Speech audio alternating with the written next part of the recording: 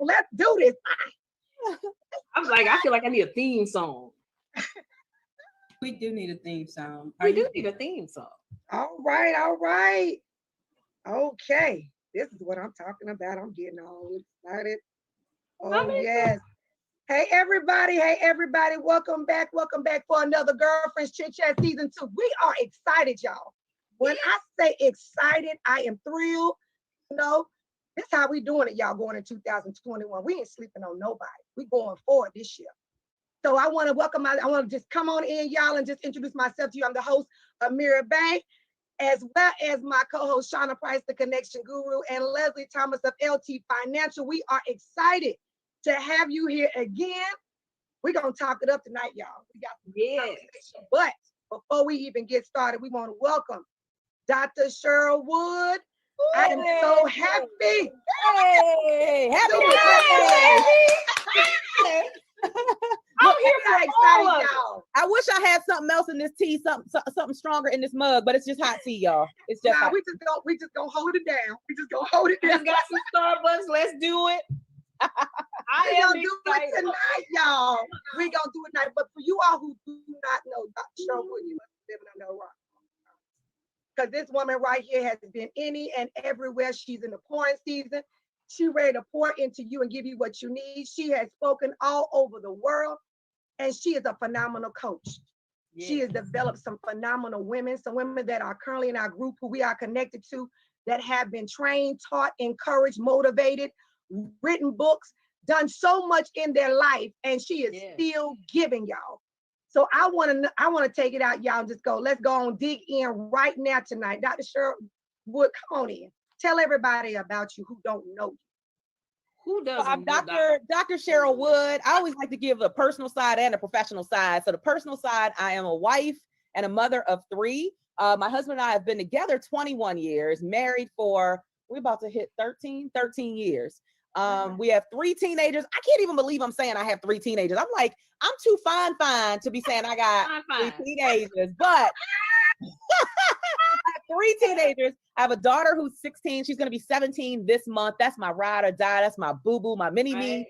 And then I have 2 sons. One is 13 and one is 14. And family is everything for me. Everything. It's, scripture says that's your first ministry. So my first ministry is always my household. So I'm always like, how do I move my family ahead? How do I give them new experiences? Right. How do we stay connected as a unit? Because powerful, strong families makes powerful, strong communities. My husband and I are really committed to having a strong family unit.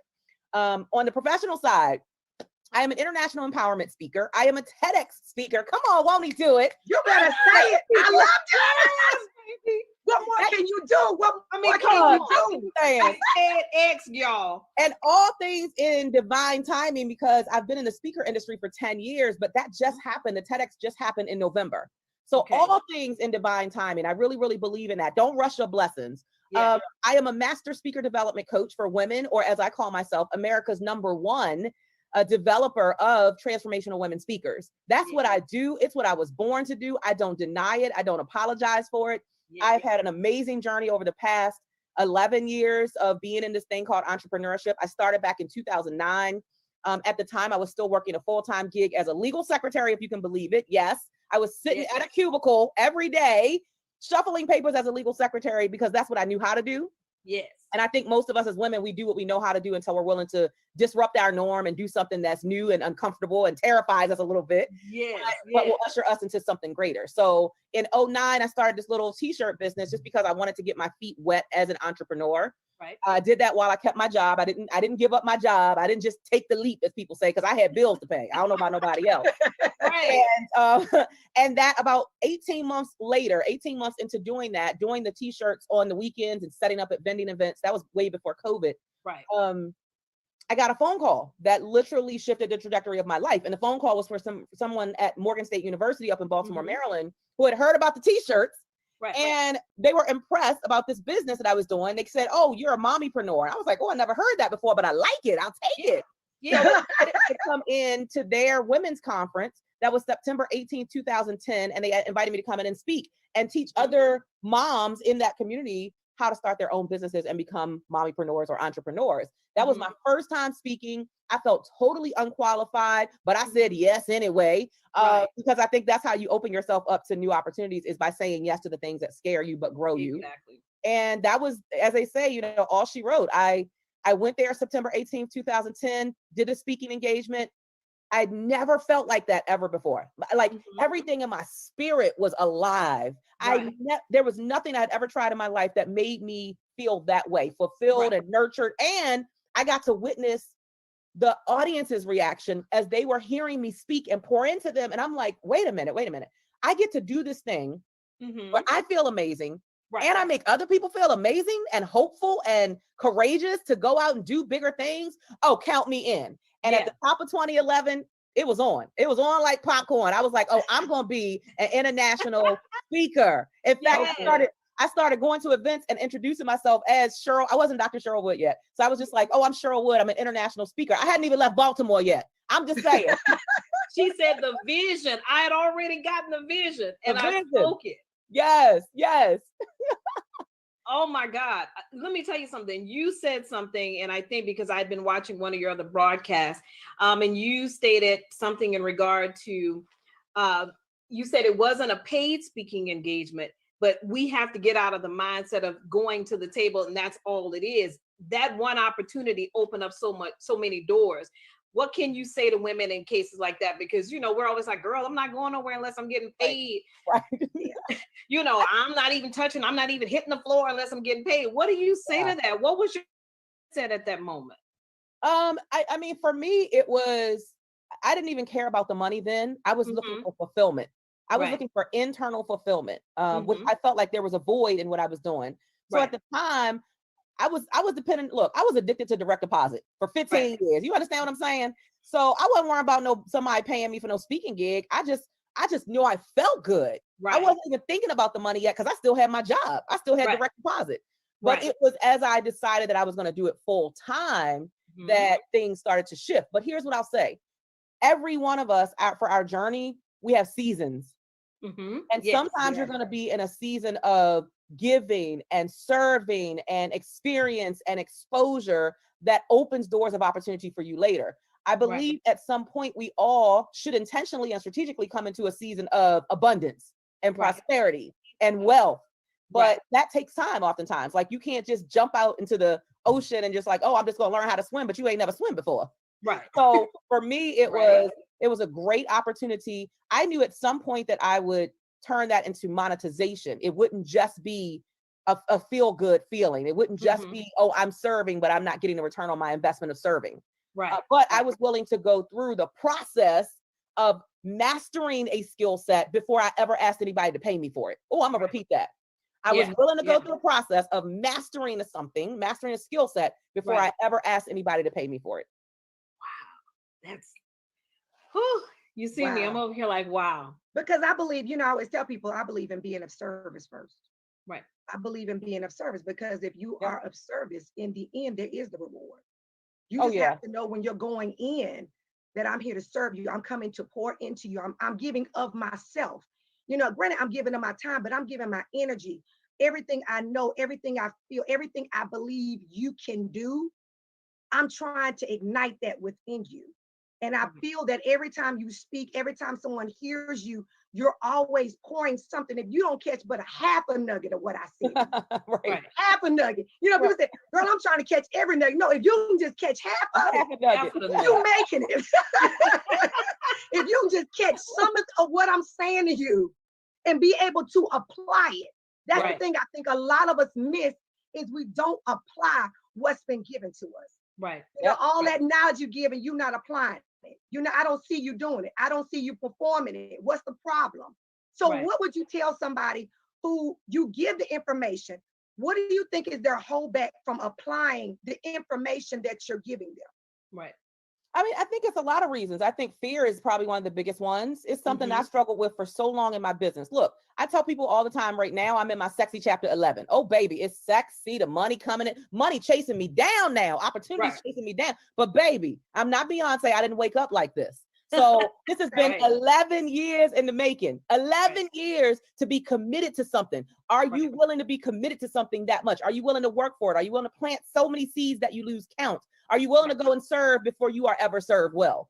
So for me, it's about fear held me stuck where I was for such a long time with not charging, with not making sure that I was monetizing my gift.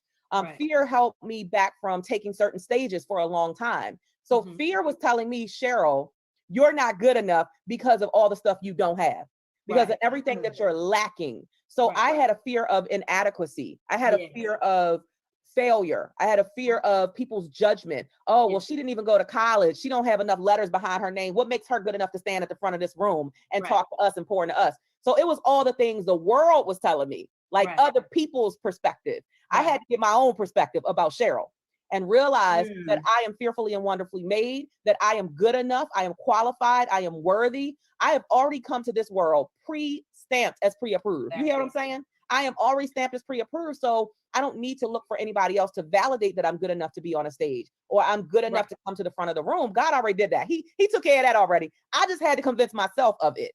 So I would say, don't allow fear of inadequacy or failure or sometimes success or people's judgment. Don't allow that fear to keep you stuck where you are. What you have to do, and there's a book called with this exact title, is Feel the Fear and Do It Anyway.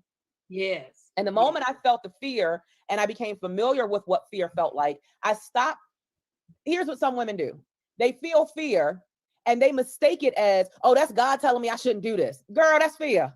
That ain't God telling you nothing. That is fear's job. Fear's job is to show up when you are about to take that big risk. You know how you used to go like double dutching? You be like, oh, shucks, I'm going in. I'm about to go in. And the girls are twisting the ropes. And you like, I'm about to go in. And you be like, okay, no, I ain't going in yet. I ain't going in yet, right? We do that to ourselves because fear shows up and reminds us of everything we're lacking, what we're missing out on, all the strikes against us. That is fear's job. It is then your job to have a rebuttal conversation with fear and be like, fear, you don't get to win this. Okay, I hear you. I see you. I know what you're showing up to do. But guess what? I recognize exactly what your job is. And I'm about to crush that right now. Let me go hit to this door anyway. And when you go through the door, you find out more about yourself, what you're capable of. You gain more confidence. And now you take the next step towards whatever the next goal is. So your best bet is to not even, I won't say eliminate fear, because I don't think fear ever goes away, because even when you're at this level, there's always another level. So there's always going to be fear about the next level. So it's always going to be with you in the journey, but learn how to immobilize the fear. To immobilize something is to stop it and put it in its place in that moment so that you can move forward. Exactly. Oh, in the back seat. Huh? It put it in the back seat? Put it in the back seat. Yes. No, I mean, it's just been really interesting just kind of listening. And one thing that's been consistent from last year to even now, a lot of women, and even myself, have been victim of wanting all of the pieces to be in place before we push out. And what do you say to that? Because I'm like, okay, I need to have the website, I need to have the social media handles, I need to have all of this. Women who feel like I have to have all the pieces together. What were your thoughts moving out? I mean, as you got the first engagement and then the other engagement started coming, what did that time frame from the first one to the multiples thereafter? What did that time look like? Well, when you talk about everything being all together, child, my stuff was a hot mess when I started. It was a hot mess with an extra hot, okay? Because I didn't know the answers. So first of all, I as a young girl, I grew up in poverty. So I grew up in an inner city housing project up in Baltimore, Maryland called Lafayette Projects. I didn't come from money. I didn't come from wealth. I didn't come from all this stuff. I didn't come from a world of professional development and personal development. No, we was just trying to survive. Thriving wasn't even in our conversation. So when I came into this space of being an entrepreneur, even though I had been working in the career sector for a while, I never knew personal development and professional development applied to people like me. I only thought it applied to people like the attorneys who were making 5 times what I made. So that was new for me to understand all of that. Like, I can invest in me, I can believe in me, I can move forward even without all the answers. So I had to learn that. I had to learn that even without knowing the how, even without having all the resources, even without having all the money I needed in that moment, it was my job to show up and to execute. And as you show up and execute, what happens is doors of opportunity open because you showed up. Right. So had I not showed up at Morgan State University 10 years ago, Right. I probably wouldn't be here speaking to you because I would never even have explored that was my God gift. Right. It's your job to show up and unveil and unwrap the gift God has given you. Right. Even when it feels scary, because you don't know how. You be like, okay, God, I got this vision that you done downloaded to me, that somehow I'm gonna be this international speaker. Yeah. I don't know. God, I be having a conversation with God. I be like, God, I don't know how you gonna work that one out, but you are a miracle worker. So we're gonna see how you work this thing out. I don't know. And I was kind of God though. Yes. I see you moving, and I'm just like, okay, if it's scary, I think Tasha Cobbs Leonard made that comment just today. She said, God, even when it feels uncomfortable, I should go anyway. Absolutely. Man, that was deep.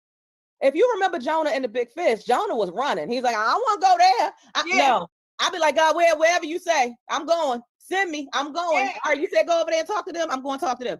Even when I don't understand it, I go anyway. Even when I'm a little uncomfortable about it, I go anyway. Even when it scares me to death, I go anyway. And there's always a blessing on the other side of it. I'll never forget, I got invited to speak for this, I can't remember the exact name of it, but it was like this big political event. And I don't typically do politics stuff, so I just couldn't understand why they invited me. For the life of me, I could not understand how they get my name? Why would they invite me? That's not even my playing field. Right. But I've learned to say yes, even in the face of fear. So I said yes. I showed up. And when I showed up, it was me and it was like 5 other panelists. And everybody else, literally, they were into political.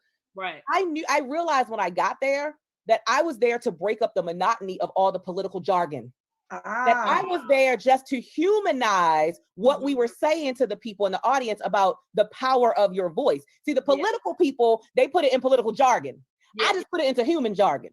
Right. Look, here's the reality. The reality is you got more power than you know. Here's the reality that you got a voice and we need your voice out here in these streets. That's really what I was there for. But I would have never discovered that, which of course gave me even more confidence to show up in unfamiliar spaces had I not shown up in that space. So just when you have those uncomfortable moments and opportunities, do it anyway. You will discover so much about what you're capable of. You will increase your confidence, and then you'll go after the next thing. And you'll feel more equipped to go after the next thing. Right. Wow. I think we have to be risk takers sometimes. Yeah. Sometimes I just gotta take a chance on all the time.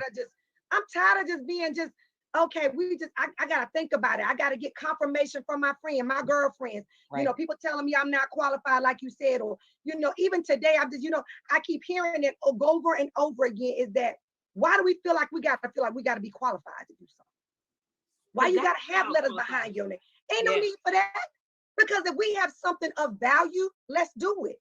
Let's talk about it. Most of us have not grown up with that belief. Like if you look at some of the most successful people in the world, or people who are on your job, or people who are at the top of a lot of times they advocate for, you got to have this education and this degree and master's and a PhD. Even when I was in the corporate space, the reality is God gave me the gift of communication. So with or without a degree, that was my gift. Nobody could take that from me. So even as a secretary, I used to stand apart from everybody else because of how I could communicate with the support staff equally as much as I could communicate with the general counsel, the CEO, and the board of directors, and never had a problem in any of those spaces. But the reality was, even though I brought that great gift to the table, they still kept me at a title of legal secretary. They still kept my salary at the salary of a legal secretary. So I could not move past that title and that salary. I was capped because they said I wasn't good enough. And when you come from an environment of people who are constantly pouring into you that you are not good enough. So first it was my environment of poverty, and everybody in that environment is like, you're going to be just you'll be another statistic. You're not going to succeed. You can't be a giant in the world because of this, and this. Then you come into the workforce as an adult, and they're telling you, you'll never be this. The world is crafted to tell you, you ain't going to be enough. You're not enough, and you're not going to be something, that you can't be a giant in the world. So it really does take that supernatural strength that only God can give us to combat what you've been told your whole life. Right. And to make a decision that Right. know I am going to create affirmations and mantras, and I'm going to change my belief system so I can show up as powerfully as God intended me to show up. But most of us are taught from the world, from a young age, oftentimes, depending on where you come from and who your parents are and what their beliefs are. Oftentimes we are taught that, oh, if you're really going to be successful, if you're going to win big, you have to have this list of qualifications. Right. That's where most of us get it from. And we have to break the cycle and break through everything that we've been taught to believe and that has been taught to us. And we've got to break through and create new beliefs, new belief systems, a new mantra, new mottos for our own lives. Exactly. The crazy thing is most of those people are completely stressed out. Yeah, they're not happy. They got a whole lot of money, but they ain't happy. They tick. I wanted to share what my coach, Felicia Kelly, always says about feeling unqualified and being unqualified, because sometimes people, you never know who's listening. And what she always takes us to Exodus 4, when God called Moses, and Moses had like a stammer, and he was like, you know, what am I supposed to say or whatever? And God just let him know, bruh, I got you. I'm going to give you everything you need to say. I'm going to send your brother with you so he can talk on your behalf. Like, a lot of times we're not looking at the fact that he really does call the unqualified. Yeah. He equips the unqualified the way that we need to be equipped. And so that's my little 2 cents, because y'all know I haven't talked much. I got this taste in my mouth. But I think that's important.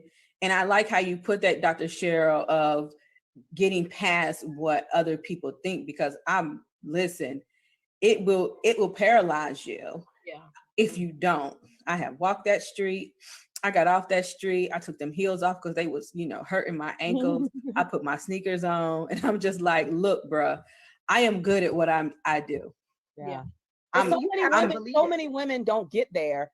I think for a couple reasons. I think because they haven't been taught how to shift their belief system and how to monitor their thoughts, their words, what they speak out of their mouth. They haven't mastered that. But also because many of them have a toxic front row. Right. And they don't have a community of people who are celebrating them for every risk that they take, celebrating them even when they fall flat on their face. Because let me tell you, you should celebrate even when you fall. You know why? Because success, all it does is stroke my ego. That's all it does. It's like, oh girl, you did that. You popping your collar. You like, yes, I did that. But fall flat on your face. Fall flat on your face. Fail at something, and then get back up. That's where your real strength is. Right. So we've got to learn to embrace failure. You cannot succeed without failing, because failure is what teaches me how to get it right, how to do it better, how to rely on God, how to have faith. Like, it teaches me all the things I need to truly be successful. Right. So we've got to, all of us here and everybody who's in this space, we've got to learn how to reach out and grab another sister's hand and celebrate her, encourage her, empower her, remind her, because everybody doesn't have that in their ear. Some people go home to some really toxic circles, and sometimes it's their mama, sometimes it's their sister, sometimes it's their husband. So sometimes it's not a person you can get away from because they right in your own household.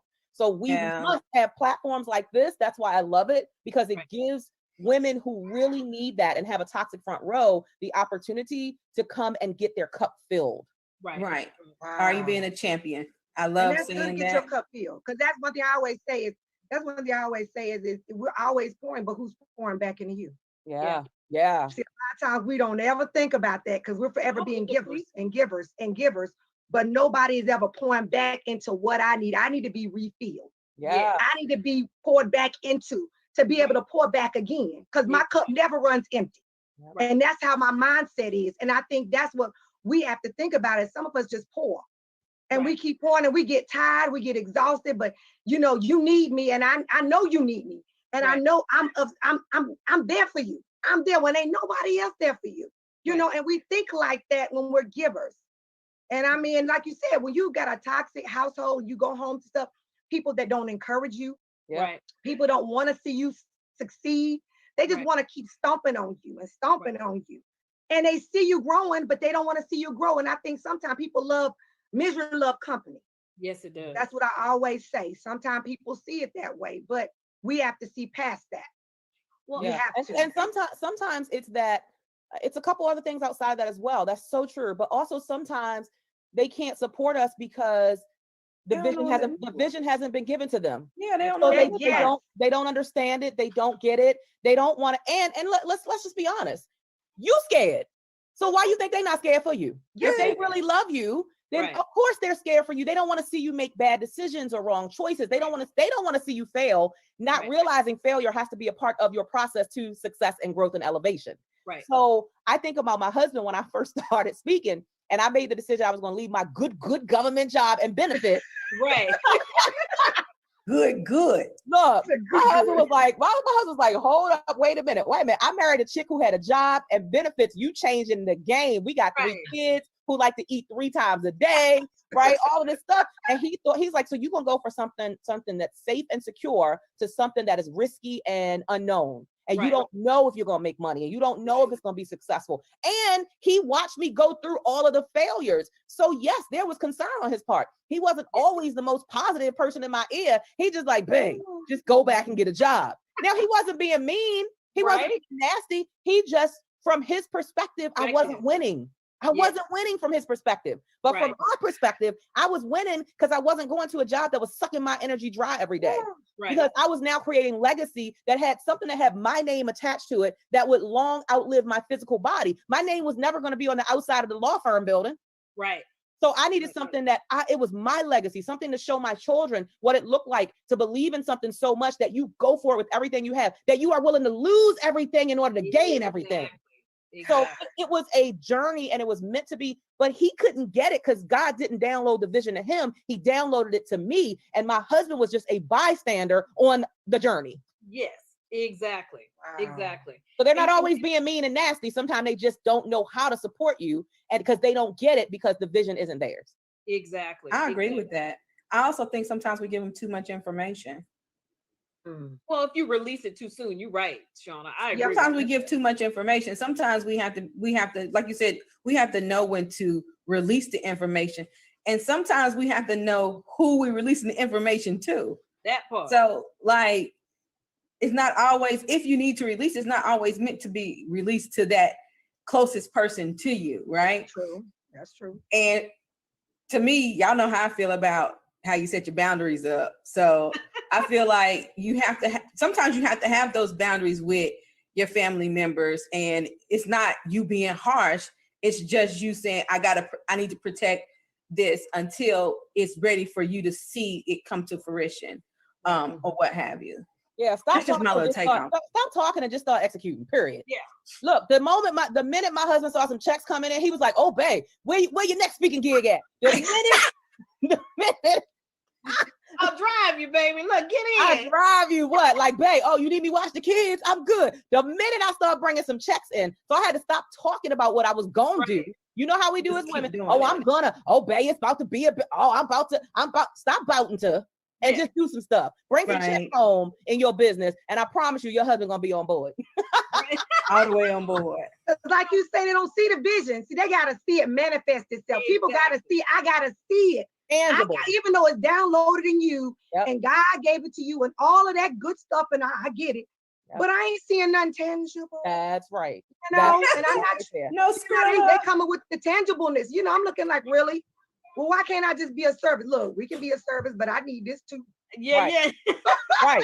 Even my kids know. You ain't gonna see no kid run behind me. You ain't gonna see nobody come and interrupt me, because they know this is a money call. Don't mess with our money. Don't mess with our money, right? Because y'all want the PlayStation 5, you want this, that, and that game, and that stuff costs money. So when mama is doing her thing, don't interrupt me. Don't mess with me. I taught my kids that, y'all. When I started this journey, my kids were 2, 3, and 5. I used to sit in the parking lot.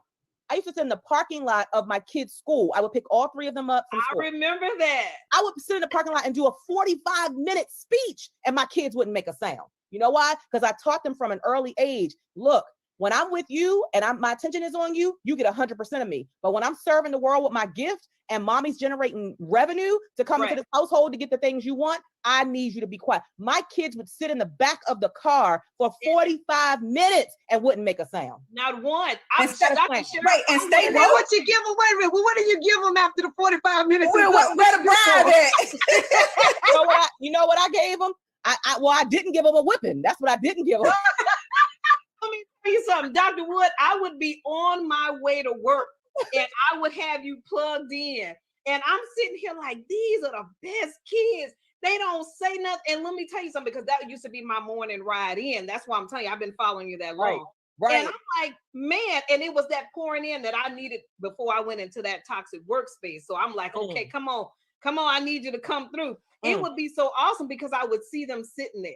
And I'm just like, wow. One, it was for me, just them being able to see you come into your own, just them being able to appreciate it. They may not have had understanding, but now that they're growing to see, this is how mom started, but look where she is now.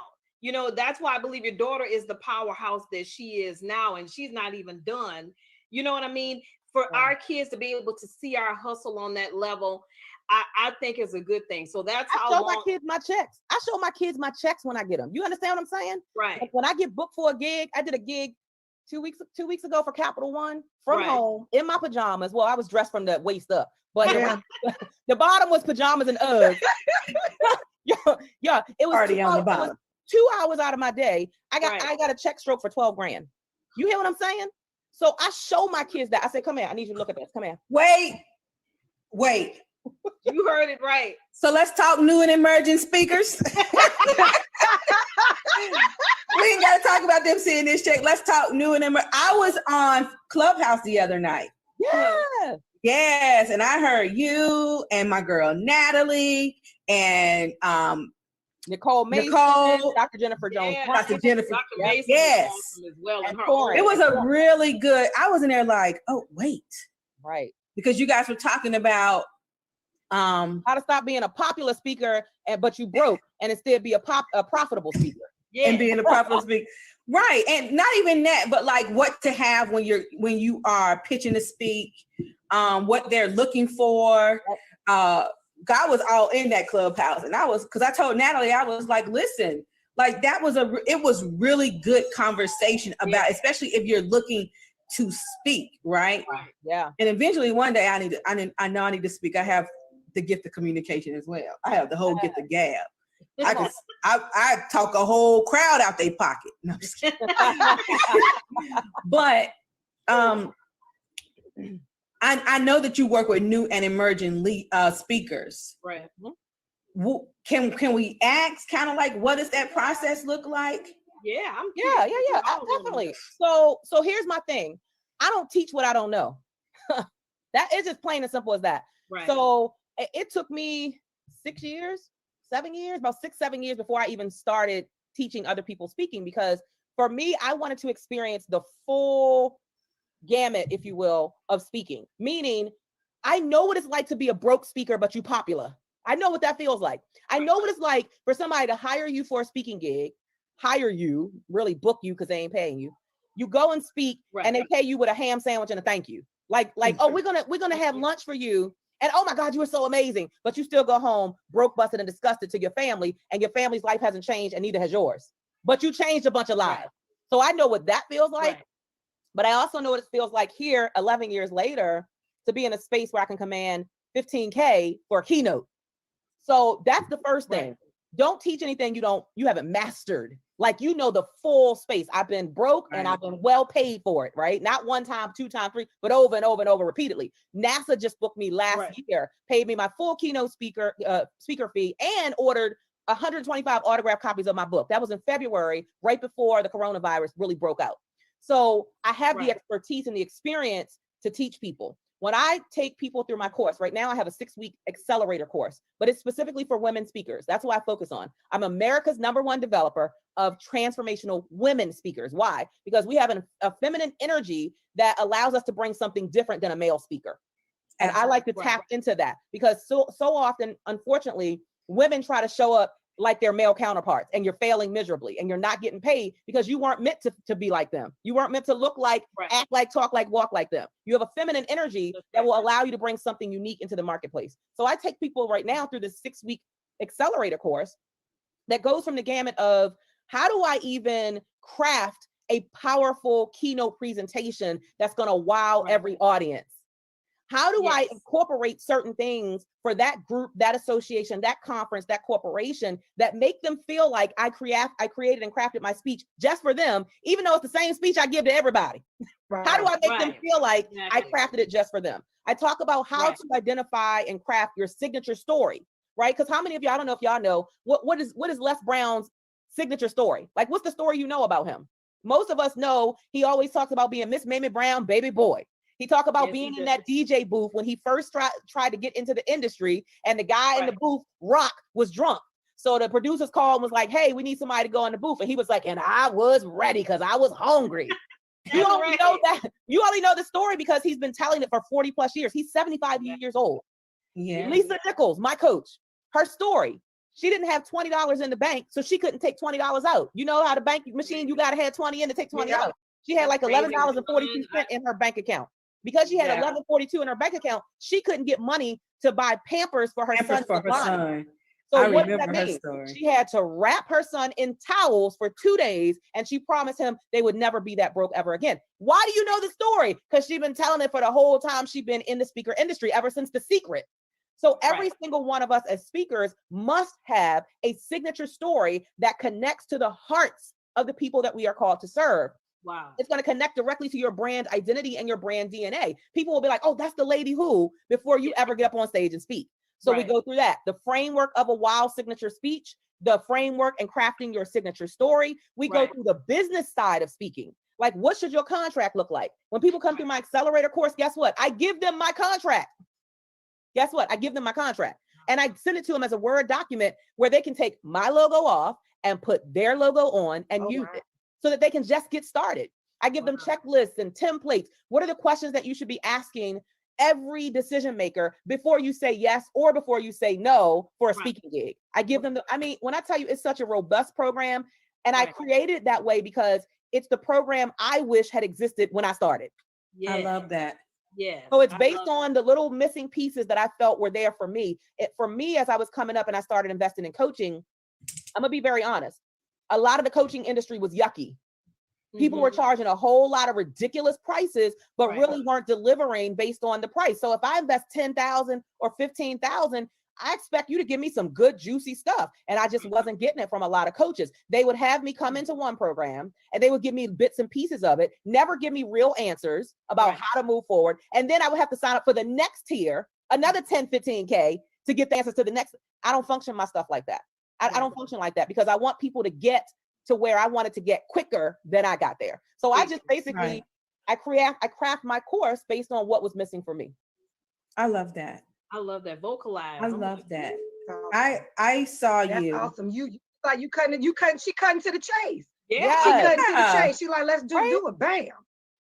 I'm not gonna string. It's like stringing somebody along. Stringing them She's along. not stringing you along. Like, I'm gonna give you a little here. I'm a spoon feed you like a baby. Who wants to be fed like that? Right. You just give you the juice. That's it. Yeah, Just because give you know what? If I give it to you and you go execute, that makes me look amazing as a coach. Yes, It sure does. Right? Like, I don't want to look like some raggedy coach who ain't teaching people nothing. No, I want you to go out and I need you to, and I teach my clients that from the day they come into my sessions. It's like, look, I'm looking for the superstars in the group. I'm looking for the people who are going to take everything I give them. You ain't going to question it. You're not going to be like, well, you sure? Girl, if I wasn't sure, it wouldn't be in the class. I'm sure. Exactly. I've been the broke speaker and I've been I'm a very well and highly paid speaker. So I'm giving you the stuff that I know, but it's up to you to execute it. And here's what I teach every client. Your expectation can't never be bigger than your execution.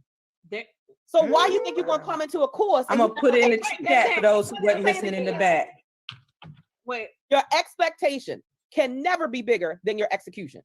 So what are you executing? How often are you executing? Are you consistent with your execution? Is your messaging consistent? Are you showing up? Are you serving?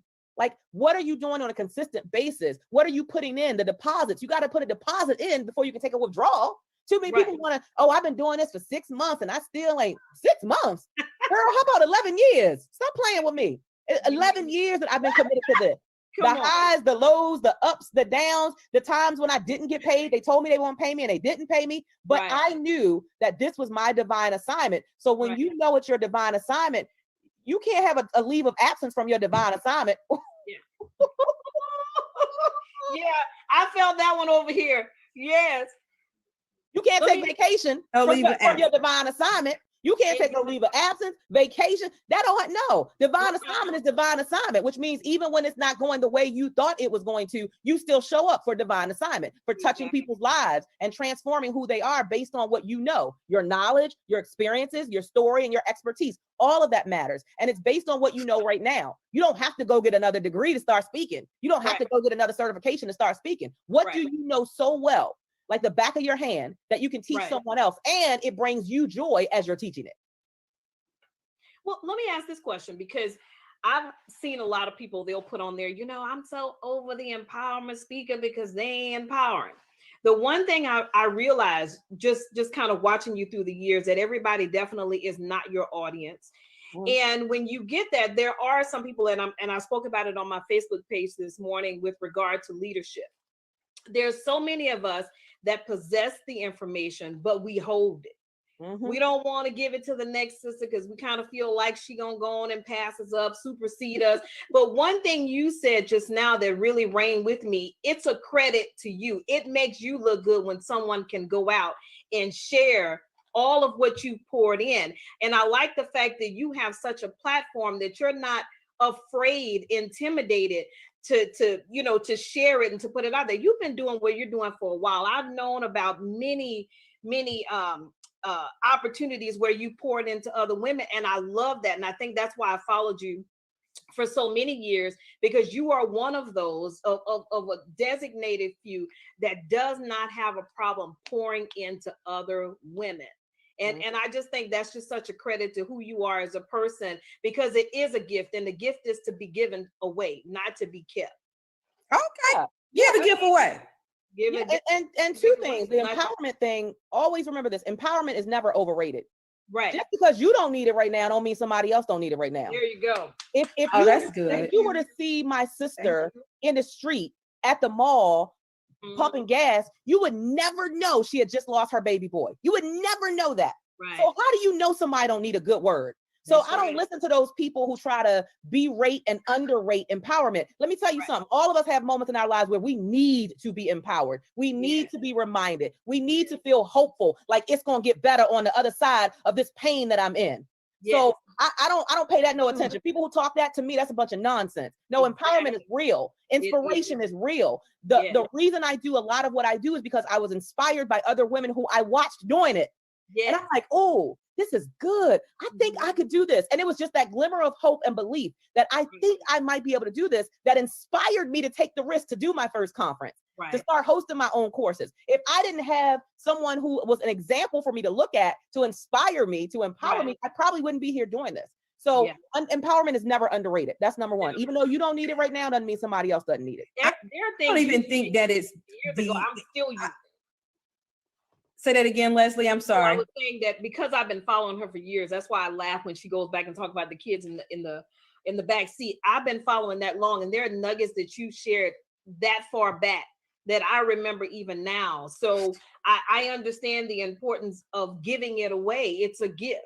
And the things that you share, like you said, there are many women I'm certain that are watching or who watch the replay who are feeling like I have nothing to give. But when you do get it, it's a gift. God intends for you to give it away.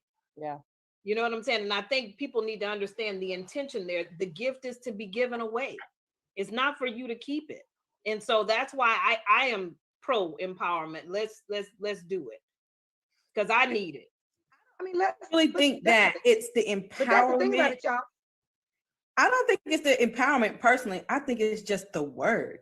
Like, I think people get so hung up on what we call buzzwords nowadays. I don't even think it's the part of this is what I got from it. This is what built me up. This is what I learned. Now, some people, they are a little bit fluff, right? A lot of fluff, girl. I know a little bit of fluff. Listen, I saw you speak at Heart of a Woman in 2019, and you dropped the hammer. Not the hammer. I was like, she said you dropped the listen, hammer. you know how people be like, oh my God, I need to get a picture with you. Oh my God, because this was, and I was like, I'm not really that person, but I was like, I'm going to get a picture with this chick because we gonna remember this day. Even if she don't remember, I got proof, right? But she got receipts. She got receipts. She got the receipts now. She We gonna talk the receipt, y'all. But she dropped the hammer, and I think that it is pretty much like you said. It's like, so my whole arena is networking. But people hate the term networking, right? But it's needed. So let's not act like it's not, right? So if I use networking, connecting, or however you want to use it, the point of it is that it's still needed. Because without relationships, we ain't gonna go there, because y'all know I'm long-winded. Yeah. But I think with a lot of people, that's what it is, right? That they hear these words and it becomes, oh, that's a buzzword. They empowering there today. They're networking over here, as opposed to, I'm sorry, y'all, but I'm a mom. Don't be sorry. Go on, girl. Talk, girl. Go on, talk. Look, that's our life, y'all. Is this not how we operate now? Yeah. Is this what it's? This is how he at home. He like this. You up in the house doing this. You ain't at no office. You at home. So thank you. You got kids. We got things going on. Look, let's keep it real. And she was like, she was like the worm infected her. She's trying to feed her fish, and she has blood worms or something. And I'm like, what? So, but she don't. God is good. She healed. She gonna. But yeah, here's what I do. I believe that success leaves clues, right, y'all? So. I'm not worriing about the broke people who don't like empowerment.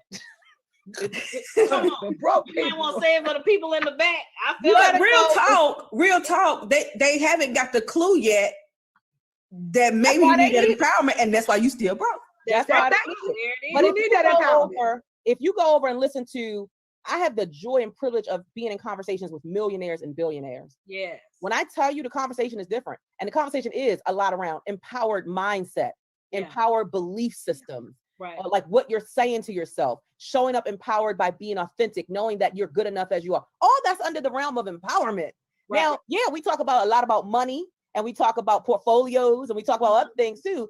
But the whole piece of empowerment is never out of the conversation. So the only people I feel like who are diminishing that are the people who, like you said, who haven't gotten it yet. It didn't click for them yet. So because they feel like they've gotten no result from it, they feel like it's not worthy. But it's real. Bishop T.D. Jakes said that you need to hang out with people that are going in the direction you want to go. Thank you. Yes.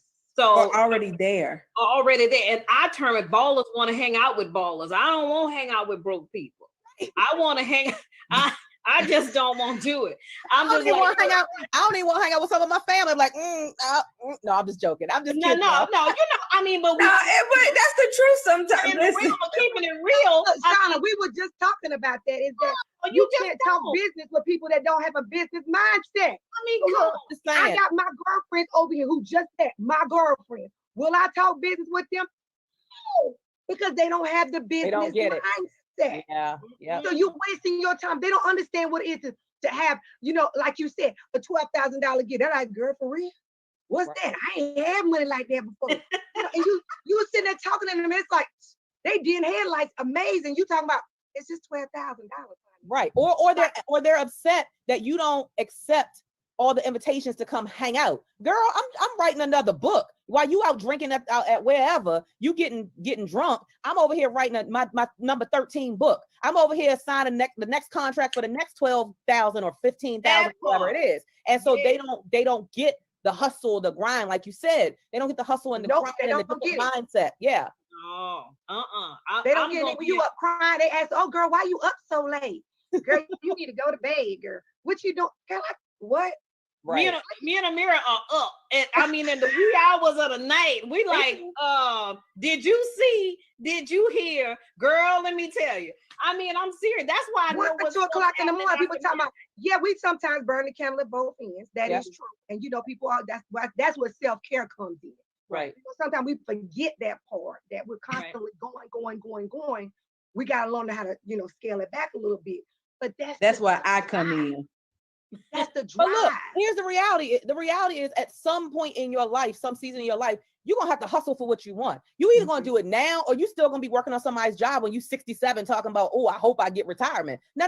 I'm gonna work now while I have the energy, I got the vibrancy, I got all of my mental faculties. I don't know what's gonna happen to me as I get older. So when I'm older, I want to have money in the bank. I want to have wealth where I can go wherever I want to go, and I don't have to worry about being a burden on my children. If I want to go to Hawaii and live, I can go there. If I want to go to the senior center, the best one that's there, I can go there. So for me, it's like, when you gonna hustle? When you gonna grind for it? Because ain't nobody giving it to you. I live by this rule alone. You will never get what you deserve. You will only get what you demand. And you've got to show up for what you demand from the world. I demand, okay, I'm gonna hustle, because when I'm in my older years, I'm going to live an amazing life. I'm going to live out my golden years in a way that is worthy of everything that I put in these years right here. So for me, it's good. It's all good. I don't mind hustling. I don't mind grinding. And when I get tired, guess what I do? I take a nap. Before I got on this call tonight, I was like, I'm a little sleepy.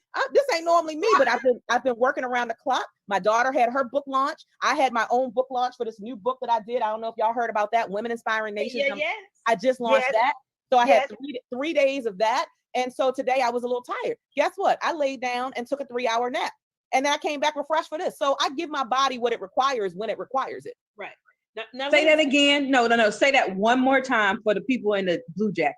in the back, in the nosebleeds. I give my body what it requires when it requires it. And I listen to my body. If it says slow down, I slow down. If it says, all right, girl, we about to have an all-nighter, we about to bust this thing out, I bust this thing out. So whatever my body is calling on and telling me, I pay attention, I listen. Your body always gives you signs. I pay attention, I listen, and I give my body what it needs when it requires it. So it is okay to grind. It is. This is me coming from a love place. It is okay to grind.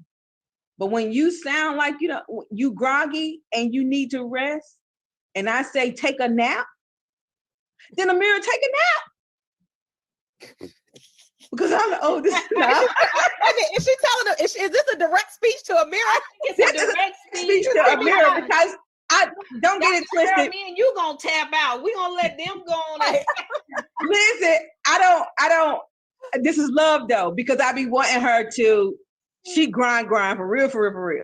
Yes. Now a lot of times I can't stay up like I used to at night because, well, the baby be like, nah, Chit, we not doing this, and I be like, and it's over. But I be like, listen, get some sleep, take a nap, do something, because, and look at you, see how she's shaking her head. That's the same thing she do, but you just heard the doctor say, you got to give your body what it needs when it's telling you. Gotta pay attention. Look, I just heard the doctor. I'll take the prescription. Take the doctor's orders. But check this out. She needed the doctor to show up for the prescription. Dr. Cheryl gave me my prescription today. I'm gonna take it. Yeah, let me tell you, Dr. Cheryl just was online. I was watching, and she got this amazing car. She got these bad shoes, sis. I want the shoes. Just so you know, I'm sitting over there like, if she just package them away and send them up over here. She said, every now and then you gotta spoil yourself. I felt that in Texas, sis. I was like, do you see these shoes? I was like, yes, God, yes. But look, let me tell you about that. I don't know how much time we got, but let me tell you about that. Here's the thing. Like so many women in business, as soon as they make a check, they spend a check. As soon as they get some money, they spend the money. I've been in this grind for 11 years. Do y'all hear what I'm saying? I walked away from my full-time gig as a legal secretary. I thought I would always be there. I walked away from that. This is what I do full-time. And even though I could afford a pair of red bottoms, I didn't buy a pair of red bottoms. You know why? I took the money and I invested back into me. In me, y'all, not on me. Stop. When you first starting, oh my God, we got to invest more in us than on us. I wasn't worrying about no doggone red bottoms. I couldn't afford them anyway, really. Like really, when you thought about it, because I wasn't where I wanted to be yet. So if you're not where you want to be yet, you should be investing in you, not on you. So you're talking 11 years in the journey. And the reason I got the red bottoms is because my husband felt like you have worked your dude off and you should have them. So he gave it to me for a birthday gift the day after Christmas. So, but I say that to say we've got to be wise with our money. Yes. We've got to be savvy as business women. Just because you look, making money and building wealth is two different things. That's a whole nother conversation and topic, but making money and building wealth are two different things. Anybody can make money and you spend it, and you make it and you spend it. That's why most of America is living paycheck to paycheck.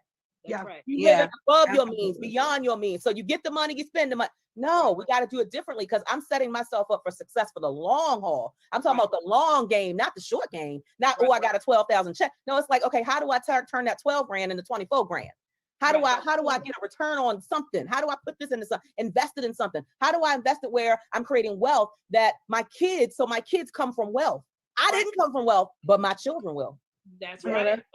Before we close tonight, I have one more question. I would like to say that you answered it kinda, but I think it's a little bit deeper. And it is, what do you love most about speaking? Yeah. I know how you feel about it. I know it gives you that good feeling, right? But what do you really love most about speaking? I just love that that's my legacy. That when I'm gone, look, we just buried my 20-year-old nephew. All of us gonna be in that coffin at some point. I'm sorry, and I don't mean to be, sound harsh, but it's a reality. You ain't checking. You thought you gonna live forever? No. So the reason I love speaking because it allows me to serve so many people with my unique God-given gift. Like I can serve hundreds or thousands of people at one time, which means for me, that gives me purpose. Like, it's like, okay, Cheryl, you know what? Even when you're gone, that's what people are going to remember, that you helped transform their life just by the words you spoke into them, just how the empowerment you gave to them, the confirmation you gave to them, the information you gave to them. Like, it's going to long outlive your physical body. So me speaking into people's lives and knowing that I'm giving them hope, man, that's priceless. It's just priceless for me. It's a part of not just my legacy, but my living legacy, meaning I'm living in it and watching it as it's happening. Right. So it's not, I'm waiting until I'm 90, then y'all gonna tell me when I can't have hear and can't have see how great I am and give me some awards. No, I'm in it, I'm living it, I'm experiencing the results because people are sharing with me. Oh my God, Dr. Wood, someone just last night when we did our book launch was like, I would have never shared that story if I didn't become a part of your project. Right. I'm like, that's purpose. If your life ain't bigger than you, what's your real purpose for being here? So for me, that's what speaking is. It's making my life bigger than me. But I think you're doing what God has purposed you to do. That, you are, I feel like the person that he's sharing some hope and for the journey ahead for people that have felt like that maybe they wanted to give up. You're providing that hope of this is another way to think about it, another way to do it.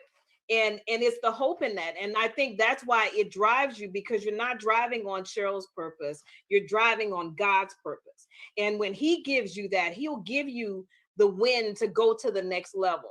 So, I'm just excited, Dr. Wood. It's been a long time, sis. It's been a long time. I'm just like,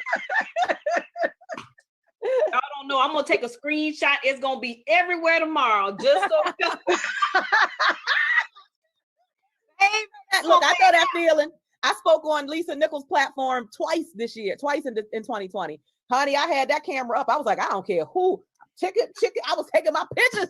Yes. Because we worked so hard. When this is over, you're going to see it again.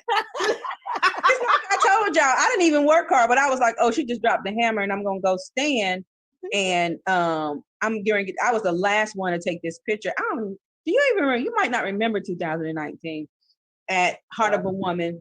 I remember Heart of a Woman very, very, very vividly with Natalie. Very vividly. Okay. Yeah. So I was the secret networker. I remember you. I remember you because I think I reached out to you afterwards. I remember you. Yes. Yeah, I remember you. And I was like, I thought I reached out to you and was like, oh my God, I sent you something somewhere. Maybe we didn't connect. But I would have remembered that. Weren't you the person who you were kind of like visible during the whole event? They had you doing something special for the event. Right. But your hair was down, not up. Yeah, it's funny because it was the same kind of hair, wasn't it? Yeah, I remember. I just wanted to bring all the memories back to you. No, I remember you. I remember because we talked after the fact, but we're gonna talk offline because Amir's gonna shut us down in a minute. Maybe we exchanged cards and we said we were gonna connect. I think that was it. We did, but I remember you very vividly. But we still got time to connect. Oh yeah, we can connect. Yeah. Oh yeah, I'm in this piece now. You gonna I'm telling y'all, see, this is what I'm gonna be such a pit. We got to connect. We got to get to know each other. We got to chat it up. See, y'all, this is awesome. See, what, man, it started y'all right. Get somebody in here so good that's gonna pour real good. Boy, I'm overflowing. I'm ready to go run. I'm No, good you're not. today. No, you're not. No, you're not, Amara. You about to go take a nap. Ain't she? Because she got her prescription. You got your prescription. The doctor ordered. Bed. Y'all see the should be the bed. Good night. You know what? Good That's night. so bad. I know you spoke, I think it's on last night. I was sitting there watching you. You have a speaker series, am I correct? Can you tell us a little bit real quick for those that are out there that may not know what you have going on currently and how we can find you? Yeah, so you can connect with me all across social media at Cheryl Empowers. I'm over on Clubhouse now. I'm on Instagram, Facebook, LinkedIn, pretty much all the platforms, Twitter at Cheryl Empowers. And what was the other question? The current thing, course. you have your series going on now, the Accelerator series. Oh my God, I love it. So I am in week 4 of my current cohort as a part of the Vocalize Speaker course. It's a 6-week speaker accelerator course. Right. And so now I'm currently enrolling for the March session. So one of my big goals for 2021 is to serve more women speakers. And that's why last year I actually did a certification program that was 12 months. Right. And even though it was rich and it was juicy and it was, and we had a whole graduation, we did all that. But for 2021, I knew I wanted to be more intentional about being able to work with more people, which meant I could still give great value and great content, but lessen the amount of time, the time commitment, so I can serve more people. So I can do that 6-week session, that 6-week course 8 times this year. Yes. So right now I am enrolling for March. We already have our at half capacity. I just announced it yesterday. Yeah.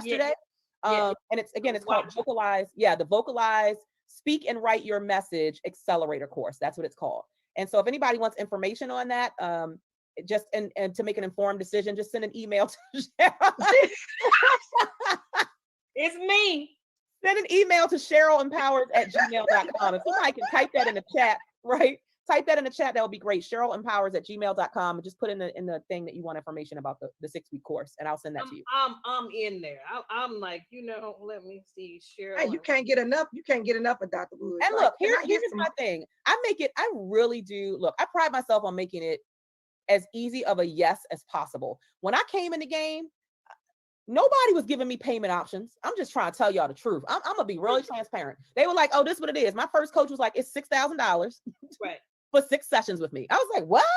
You done bumped your head?" I thought she had lost her mind because I didn't come from that world. Right. But the reality was she already had what I wanted. So if she had what I wanted, that meant she knew something I didn't know because I wasn't living that life, and I wanted to live that life. Right. So nobody, when I invested $10K, $15K into coaching, nobody was offering me a payment plan. It was like, here's the cost, here's the link, pay it. So for me, again, I try to fill in those little spaces that I felt were missing when I was coming into the speaker industry.